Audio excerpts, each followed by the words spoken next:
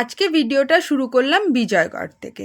বিজয়গড় কলেজের পাশে যে বিশাল মাঠটা আছে, সেই মাঠের পাশ দিয়েই একটা রাস্তা চলে যাচ্ছে। এই দেখুন, আমার ডান হাতে ছিল রানীকুটি যাওয়ার অটো, মানে এই দিকটা দিয়ে যাওয়া যায় রানীকুটি, আর বাঁ দিক দিয়ে গেলে পরে আপনারা সোজা পৌঁছে যাবেন যাদবপুরে।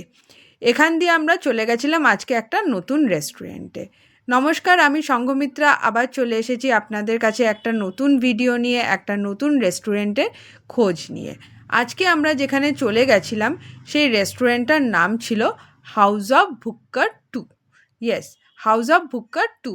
হাউস অফ ভুক্করের মেন ব্রাঞ্চ যেটা আছে সেটা কসবায়, আর এদের আরেকটা ব্রাঞ্চ খুলেছে যেটা হলো বিজয়গড়ে, হাউস অফ ভুক্কর 2 নামে।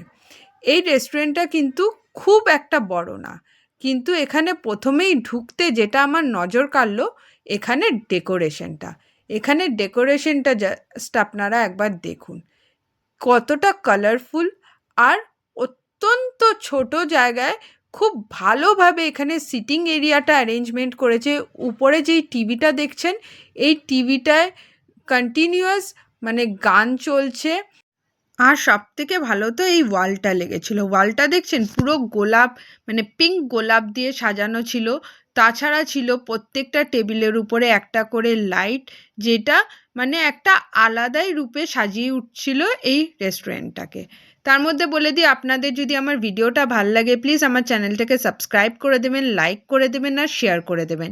আপনারা লাইক, শেয়ার আর সাবস্ক্রাইব করলে কিন্তু আমার নতুন নতুন ভিডিও নিয়ে আসার উৎসাহটা অনেক বেড়ে যায়। এখানে সিটিং এরিয়া কিন্তু ওই 30-40 জনের মতন হবে। সোফাও আছে আর এমনি বসার জায়গাও আছে। খুব কমফর্টেবল ছিল বসার জায়গাগুলো। তাছাড়া এখানে এটা কিন্তু প্রচণ্ড পকেট ফ্রেন্ডলি আমার মনে হলো। এখানে খাবারগুলোর টেস্ট যেরকম সেই হিসাবে কিন্তু দাম না। আমার অনেকটাই পকেট ফ্রেন্ডলি এখানের খাবার দাবারগুলো লাগলো। চলুন এবার দেখে নিই এখানে কি কি খাবার আছে। এখানে চাইনিজ আছে, কন্টিনেন্টাল আছে, এখানে আপনারা ফিশ, চিকেন, পর্ক সব রকমের খাবার পেয়ে যাবেন। তাছাড়া এখানের একটা ফেমাস ডিশ আছে যেটা হলো fish fry, cheesy fish fry. আপনারা এখানে আসলে নিশ্চয়ই একবার চিজি ফিশ ফ্রাইটা ট্রাই করবেন। আমরা আজকে খাইনি, অন্য দিন খেয়েছিলাম, তাই আমি রিভিউটা দিতে পারলাম। তাছাড়া এখানে pasta, wings, salad, starter, continental খাবার দাবার, সি ফুড সব রকমের খাবারই আপনারা পেয়ে যাবেন। আর দামটা দেখুন, কিন্তু একদমই বেশি না। নর্মাল রেস্টুরেন্টে যা হয় বা তার থেকে কমই বলতে পারবেন। এখানে এইসব মেনু দেখতে দেখতে আমরা খাবারের অর্ডার করে দিয়েছিলাম। আপনাদের যদি এখানে মেনু বুঝতে কোনো প্রবলেম হয় বা কোন ডিশটার সাথে কোন কম্বিনেশনটা যাবে সেটা যদি বুঝতে না পারেন, এখানে শেফরা কিন্তু খুবই হেল্পফুল। শেফ নিজে এসে আপনাদের বলে দেবেন যে কোন কম্বিনেশনটা ভালো, বা এখানে যে ওনার সেও বলে দেবে। আমরা একটা পাস্তা অর্ডার করেছিলাম, মিক্স সস পাস্তা।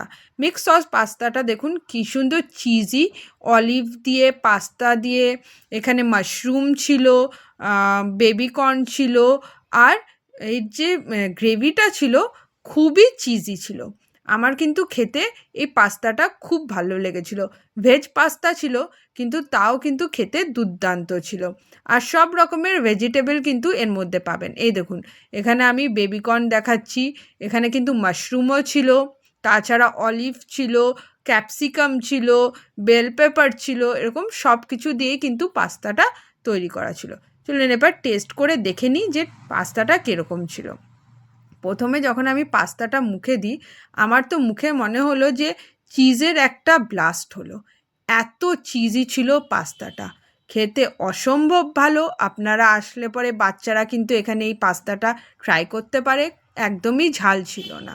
তাছাড়া আমরা অর্ডার করে দিয়েছিলাম একটা chilli garlic mix fried rice, আর তার সাথে আমরা নিয়েছিলাম পর্ক। হ্যাঁ, আমরা আজকে ট্রাই করেছিলাম। তার সাথে আমরা নিয়েছিলাম গ্রিন চিলি আর ধনেপাতার মিক্সড একটা পর্কের ডিশ। এই ডিশটা কিন্তু আমাদের শেফই রেকমেন্ড করেছিল। এই রাইসটার সাথে উনি বললেন এই পর্কটা খেয়ে দেখুন, আপনাদের কম্বিনেশনটা ভালো লাগবে। তাহলে আমরা কিন্তু বারবিকিউ সস যেটা নর্মাল হয় সেই পর্কটা অর্ডার করব ভেবেছিলাম।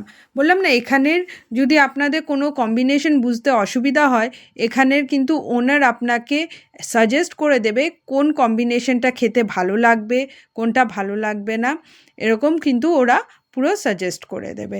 এখানে কিন্তু আপনারা চিকেন, ফিশ সব রকমের খাবার পেয়ে যাবেন। যারা পর্ক ভালোবাসেন না তারা এই রেসিপি মানে এই গ্রিন চিলি উইথ কোরিয়ান্ডার চিকেনও নিতে পারেন বা ফিশও নিতে পারেন। এই সসটা নাকি ওরা নিজেরা বানায়, মানে ওদের এটা ইউনিক সস দিয়ে তৈরি। তো ওনার কথা মতনই আমরা এই ডিশটা অর্ডার করে নিয়েছিলাম, আর খেতে সত্যি অপূর্ব ছিল। রাইসের কোয়ান্টিটিটা দেখেছেন কতটা দিয়েছিল? রাইসটাও কিন্তু খুব ভালো খেতে ছিল, ঝালটা একদম মাপে ছিল, খুব বেশি ঝাল ছিল না, আবার এরকমও ছিল না যে একদম ডাল কোনো ঝালের টেস্ট আসছে না, ওরকমও ছিল না। আর পর্কটা আমার প্রথমে যেহেতু গ্রিন গ্রিন ছিল, আমার ভেবেছিলাম যে হয়তো কোনো স্মেল আসতে পারে বা কোনো প্রবলেম হতে পারে, কিন্তু খেয়ে দেখলাম যে সত্যি খেতে ভালো। প্রথমে তো আমি শুধু রাইসটা ট্রাই করেছিলাম, রাইসের মধ্যে প্রন, চিকেন, এগ সব কিছু দিয়েই বেশ ভালোভাবে তৈরি করেছিল। গার্লিক আর চিলির কম্বিনেশনটাও ভাল লাগছিল। এর সাথে আমি যখন এই পর্কটা ট্রাই করলাম, সত্যি এই কম্বিনেশনটা হেভেনলি ফিল দিচ্ছিল। আপনারা গেলে যদি আপনারা পর্ক খান তাহলে এই কম্বিনেশনটা একবার ট্রাই করবেন, আর যদি না খান আপনারা চিকেন দিয়ে কিন্তু এই কম্বিনেশনটা ট্রাই করে দেখতে পারেন। আমি আশা করছি আপনাদের অবশ্যই ভালো লাগবে। এরকম করে আমরা খাওয়া দাওয়া এখানে শেষ করলাম। এটা শুধু একা আমার না, আমার হাজব্যান্ডেরও কিন্তু খুব ভালো লেগেছিলো। আর কোয়ান্টিটিটা দেখছেন কতটা, আমি অতটা নেওয়ার পরেও আমার হাজব্যান্ডের প্লেটে কতটা কোয়ান্টিটি দেখতে পাচ্ছেন। পাস্তা আর রাইস খাওয়ার পরে কিন্তু আমাদের ওভার হয়ে গেছিলো। আর এগুলোর প্রাইসগুলোও কিন্তু প্রচণ্ডই পকেট ফ্রেন্ডলি ছিল, যেরকম আপনাদের বললাম। আপনাদের আমার ভিডিওটা কীরকম লাগলো নিশ্চয়ই জানাবেন।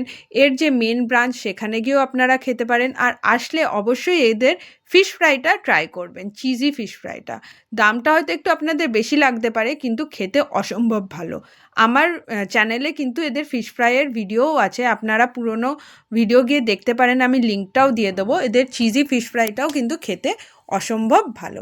এইভাবেই আমাদের ডিনার আমরা কমপ্লিট করলাম। আপনারাও যাবেন নিশ্চয়ই, এখানে হাইলি রেকমেন্ড করব, আর গিয়ে এখানের খাবার টেস্ট করে দেখবেন। ধন্যবাদ।